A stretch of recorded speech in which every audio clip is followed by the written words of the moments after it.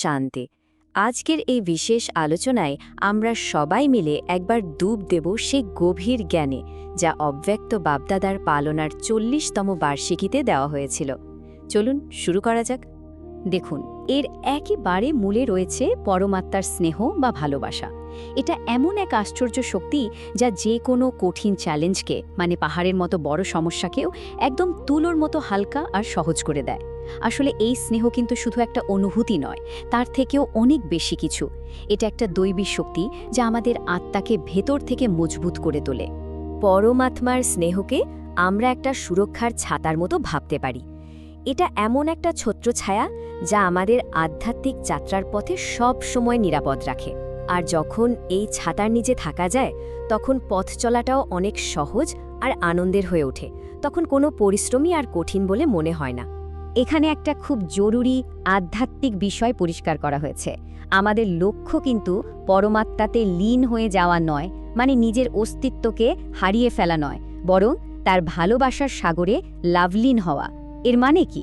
এর মানে হলো তার ভালোবাসায় পুরোপুরি ডুবে গিয়েও নিজের আলাদা পরিচয়টা বজায় রাখা আর সেই পরম আনন্দটা অনুভব করা, অনেকটা সাগরের জলে মিশে না গিয়ে তার গভীরে সাঁতার কাটার আনন্দের মতো। আচ্ছা, এবার আসা যাক 40 বছরের যাত্রা সেই মূল শিক্ষায়, যা হলো জিরো থেকে হিরো হবার রহস্য।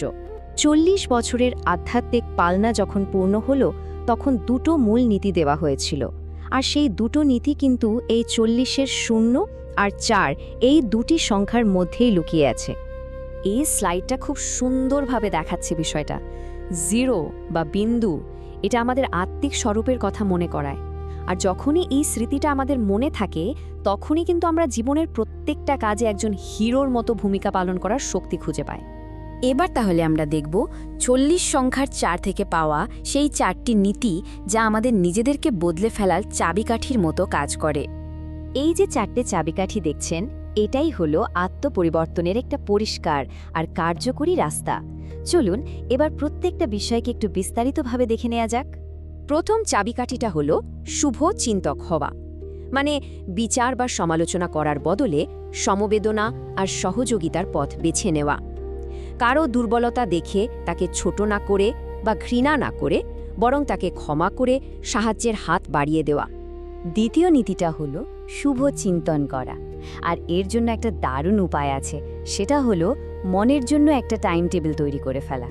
মনকে যদি সারাদিন সমানের চিন্তায়, মানে নিজের শ্রেষ্ঠ পরিচয়ের ভাবনায় ব্যস্ত রাখা যায়, তাহলে কিন্তু অহেতুক চিন্তা করে শক্তির অপচয়টা বন্ধ হয়ে যায়। আমাদের চিন্তার প্রভাব যে কতটা শক্তিশালী তা এখান থেকেই স্পষ্ট বোঝা যায়।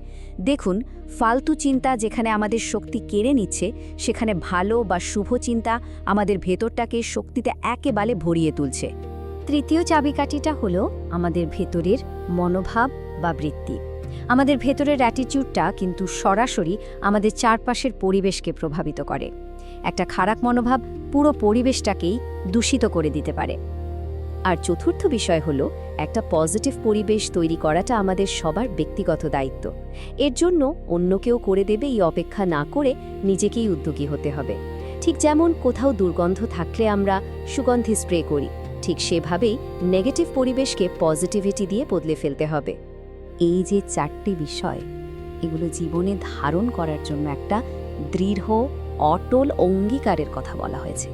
আর এই প্রশ্নটা সেই অঙ্গীকারটাকেই যেন আরও পাকা করে নিচ্ছে। পাকা পাকা পাকা। তো নিজের ভেতরের এই রূপান্তরের পর এবার আমাদের বাইরের দায়িত্বটা সামনে আসে, আর সেটা হলো বিশ্ব পরিবর্তনকারী হয়ে ওঠা। এই প্রশ্নটা কিন্তু আজকের পৃথিবীর বাস্তব ছবিটা তুলে ধরে। চারিদিকে ভয় আর অনিশ্চয়তা, সবাই ভাবছে কাল কি হবে। এমন একটা পরিস্থিতিতে পরিবর্তনের দায়িত্বটা আখির কে নেবে? আর উত্তরটা হলো এই শক্তিশালী আর অনুপ্রেরণামূলক সংকল্পটা অন্যের জন্য অপেক্ষা নয়, প্রথমে আমি নিমিত্ত হব। পরিবর্তনটা আমার থেকেই শুরু করতে হবে। আর এই যাত্রা পথে যে কোনো বাধা বা সমস্যাকে পার করার জন্য এই সহজ কিন্তু খুব গভীর একটা স্লোগান দেওয়া হয়েছে।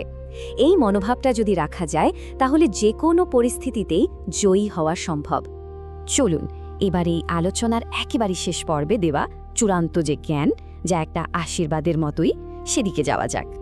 শেষ আশীর্বাদ বা বরদানটি হল সব রকমের বন্ধন থেকে মুক্তি পাওয়া, এমনকি নিজের শরীর বা মনের সূক্ষ্ম চিন্তার যে বন্ধন সেখান থেকেও মুক্ত হওয়া। এই নির্বন্ধন অবস্থাটাই হলো সর্বোচ্চ আধ্যাত্মিক স্তর, মানে জাগতিক বা মানসিক সব রকম টান থেকে সম্পূর্ণ মুক্ত একটা অবস্থা। তো আজকের এই আলোচনা থেকে আমরা যা শিখলাম সেটাকে জীবনে কাজে লাগানোর জন্য, নিজের চারপাশের পরিবেশকে বদলানোর জন্য এই 4টে চাবিকাঠির মধ্যে কোনটা দিয়ে আজ শুরু করা যায়?